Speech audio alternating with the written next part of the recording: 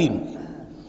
یا ایھا الذین آمنوا لا تکونوا کالذین کفروا وقالوا لاخوانہم اذا ضربوا فی الارض او کانوا غزا لو کانوا عندنا ما ماتوا وما قتلوا۔ اہل ایمان تم ان لوگوں کے مانند نہ ہو جاؤ جنہوں نے کفر کیا اور جنہوں نے اپنے بھائیوں کے بارے میں کہا جبکہ وہ تھے زمین میں سفر پر نکلے ہوئے یا کسی جہاد میں شریک تھے، اگر وہاں وہ ان کا انتقال ہو گیا، لو کانوا عندنا ما ماتوا وما قتلوا، کہ اگر ہمارے پاس ہوتے تو نہ مرتے نہ قتل ہوتے۔ ہر شخص کی موت کا وقت تو معین ہے، تمہارے جیب میں تمہاری گود میں بیٹھے ہوئے ہوں تب بھی موت آ جائے گی، چاہے وہ کہیں بڑے ہی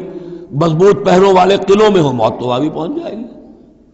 تو تم ان لوگوں کی طرح کی باتیں نہ کرو، یہ تو کافروں کی طرز کی باتیں ہیں۔ اگر ہمارے پاس ہوتے، اگر جنگ میں نہ جاتے تو بچ جاتے، یوں ہو جاتا تو یوں ہو جاتا، یہ ساری باتیں در حقیقت جیسے ایک حدیث میں آتا ہے، حضور نے فرمایا ان کلمۃ لو تفتح عمل الشیطان،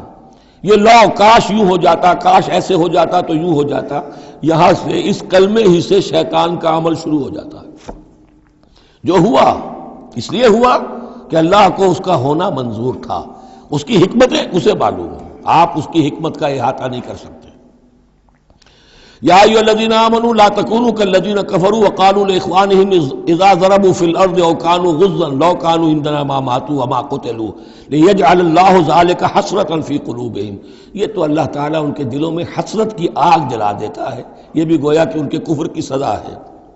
واللہ یحیی ویمیت، اور دیکھو اللہ زندہ رکھتا ہے اور وہی موت وارد کرتا ہے۔ واللہ بما تعملون بصیر، اور جو کچھ تم کر رہے ہو اللہ اسے دیکھ رہا ہے۔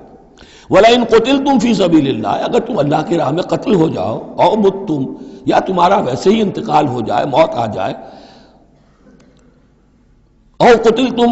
یا تم قتل ہو جاؤ، وَلَئِن قُتِلْتُمْ فِي سَبِيلِ اللَّهِ أَوْ مُتُّمْ لَمَغْفِرَةٌ مِّنَ اللَّهِ وَرَحْمَةٌ خَيْرٌ مِّمَّا يَجْمَعُونَ، تو چاہے اللہ کی راہ میں قتل ہو جاؤ یا ویسے موت آ جائے،